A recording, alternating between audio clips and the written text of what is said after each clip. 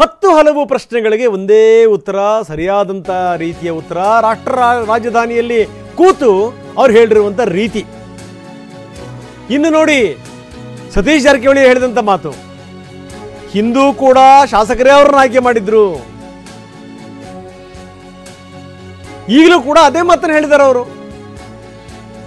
ಅದ್ರಲ್ಲಿ ಯಾವುದು ದೊಡ್ಡ ಸಂಗತಿ ಇಲ್ಲ. ಸಿದ್ದರಾಮಯ್ಯ ಎಲ್ಲದಕ್ಕೂ ಇತಿಶ್ರೀ ಹಾಡಿದ್ದಾರೆ.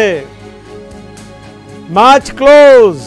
ಒಂದೇ ಮಾತಲ್ಲಿ ಹೇಳಬೇಕು ಅಂತಂದ್ರೆ ಮ್ಯಾಚ್ ಕ್ಲೋಸ್ ಆಯ್ತು, ಮುಂದಿನ ಯಾರು ಮಾತಾಡಂಗಿಲ್ಲ ಅಂತ ಅರ್ಥ.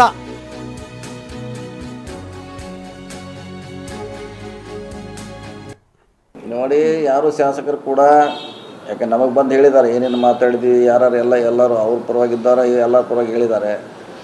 ಅವರು ಹೆಚ್ಚು ಕೆಲಸದ ಬಗ್ಗೆ ಗ್ರಾಂಟ್ ಹೆಚ್ಚಬೇಕು ಅನ್ನೋದು ಎಲ್ಲರದು ಡಿಮಾಂಡು 90ರಷ್ಟು.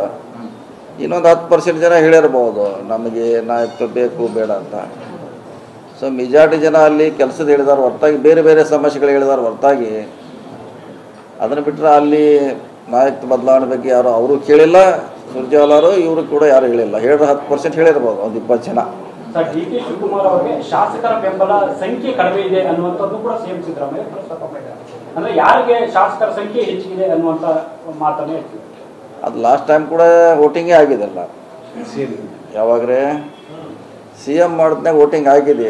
ಆ ಆಧಾರದ ಮೇಲೆ ಹೇಳಿರ್ಬೋದು, ಅವಾಗ ನನಗೆ ಇಷ್ಟು ಬಿದ್ದಾವ ಇವ್ರಿಗೆ ಇಷ್ಟು ಬಿದ್ದಾವ ಅಂತ ಆಧಾರದ ಮೇಲೆ ಹೇಳಿರ್ಬೋದು. ಚುನಾವಣೆ ಆಗಿದೆ. CM ಅವರು ಸಿದ್ದರಾಮಯ್ಯ ಅವರು CM ಆಗ್ಬೇಕಾದ್ರೆ ವೋಟಿಂಗ್ ಆಗಿದೆ. ವೋಟಿಂಗ್ನಲ್ಲಿ ಅವ್ರಿಗೆ ಹೆಚ್ಚಾಗಿದೆ ಅಂತ ಅವರು CM ಮಾಡಿದ್ದಾರೆ. ಅದನ್ನು ಆಧಾರ ಇಟ್ಕೊಂತ ಹೇಳಿರ್ಬೋದ್ರಿ ನನಗೆ ಹೆಚ್ಚಿದೆ. 10%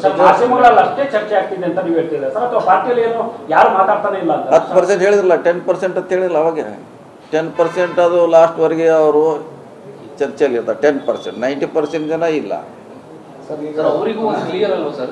ಅವ್ರಿಗೆ ಕ್ಲಿಯರ್ ಮೆಸೇಜ್ ಇದು 10%ದವ್ರಿಗೂ. ಅನಗತ್ಯವಾಗಿ ಯಾರು ನಾಯಕತ್ವ ಬದಲಾವಣೆ ಬಗ್ಗೆ ಮಾತನಾಡ್ತಾರೆ ಅವ್ರಿಗೆ ಮೆಸೇಜ್ ಮ್ಯಾಚ್ ಕ್ಲೋಸ್ ಅಂತ ಬಹಿರಂಗ ಅಂತ ಅಂಪೈರ್ ಡಿಸಿಷನ್ ಕೊಟ್ಬಿಟ್ರಲ್ಲ.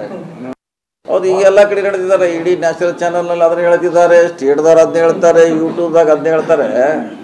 ಹೀಗಾಗಿ ಹೇಳೋದು ಅನಿವಾರ್ಯ ಇದೆ. ಯಾಕೆ ನೀವೇ ಅಂದ್ರಲ್ಲ, ಅದು ಒಂದು ಕಡೆ ಎಲ್ಲೋ ಇತಿಶ್ರೀ ಹಾಡಬೇಕಂತ ಇತಿಶ್ರೀ ಹಾಡಿದ್ದಾರೆ. ಯಾಕೆ ಡೆವಲಪ್ಮೆಂಟ್ ಇಲ್ಲ. ಎಲ್ಲಿ ನಾವು ಯಾವ ಜಿಲ್ಲೆಗೆ ಹೋಗಿ ಹೇಳಿದ್ರು ಕೂಡ ಫಸ್ಟ್ ಕೇಳೋದು ನಮ್ಗೆ ಇದನ್ನೇ ಕೇಳ್ತಾರೆ ಪ್ರಶ್ನೆ, ಬೇರೆ ಏನೂ ಕೇಳೋಲ್ಲ.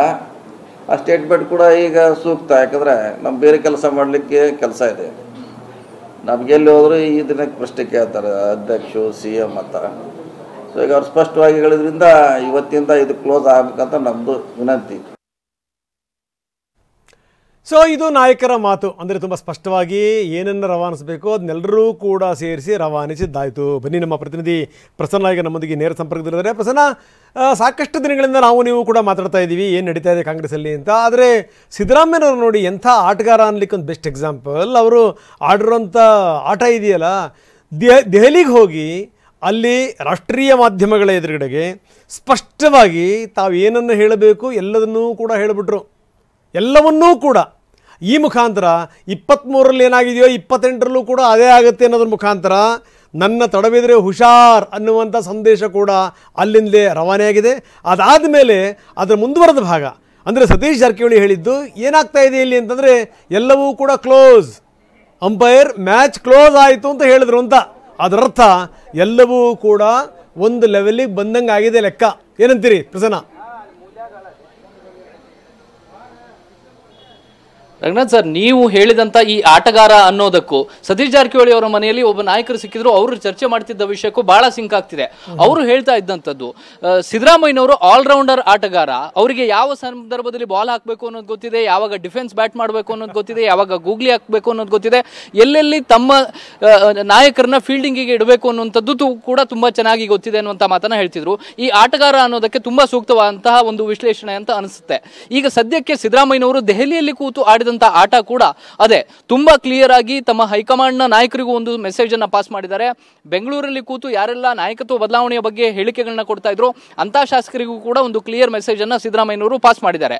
ನಾಯಕತ್ವ ಬದಲಾವಣೆಯ ಚರ್ಚೆ ಇಲ್ವಾ ಅಂದ್ರೆ ಖಂಡಿತವಾಗಿಯೂ ಕೂಡ ಕಾಂಗ್ರೆಸ್ ಪಕ್ಷದ ಒಳಗೆ ಆ ರೀತಿಯ ಬೆಳವಣಿಗೆಗಳು, ಗೊಂದಲಗಳು ಇದ್ದೇ ಇದಾವೆ. ಪ್ರತಿಯೊಬ್ಬ ನಾಯಕರು ಕೂಡ ಇದೇ ವಿಚಾರದ ಸುತ್ತ ಗಿರ್ಕಿ ಹೊಡಿತಾ ಇದ್ದಾರೆ. ಆದ್ರೆ ಇದನ್ನ ಕ್ಲಿಯರ್ ಮಾಡಬೇಕಾಗಿಂತ ಹೈಕಮಾಂಡ್ ಮೌನ ವಹಿಸಿದ ಬಳಿಕ ಮತ್ತು ಹೈಕಮಾಂಡ್ ಕೂಡ ಹೈಕಮಾಂಡ್ ನ ಕಡೆಗೆ ಬೆಟ್ಟು ತೋರಿಸಿದ ಬಳಿಕ ಇದೀಗ ಸಿದ್ದರಾಮಯ್ಯನವರೇ ಈ ಒಂದು ದಾಳವನ್ನ ಉರುಳಿಸಿದ್ದಾರೆ. ನಿಜವಾಗಿಯೂ ಕೂಡ ಮುಂದಿನ 2.5 ವರ್ಷ 2.25 ವರ್ಷ ನಾನೇ ಮುಖ್ಯಮಂತ್ರಿ ಅನ್ನುವಂಥದ್ದನ್ನ ಮತ್ತೊಮ್ಮೆ ಸ್ಪಷ್ಟವಾಗಿ ಹೇಳ್ತಾ ಇದ್ದಾರೆ. ಇದರ ಜೊತೆಗೆ ಇನ್ನೊಂದಷ್ಟು 4-5 ಮೆಸೇಜ್ಗಳನ್ನ ಬಿಟ್ವೀನ್ ದ ಲೈನ್ ಸಿದ್ದರಾಮಯ್ಯನವರು ಪಾಸ್ ಮಾಡಿರುವಂತದ್ದು.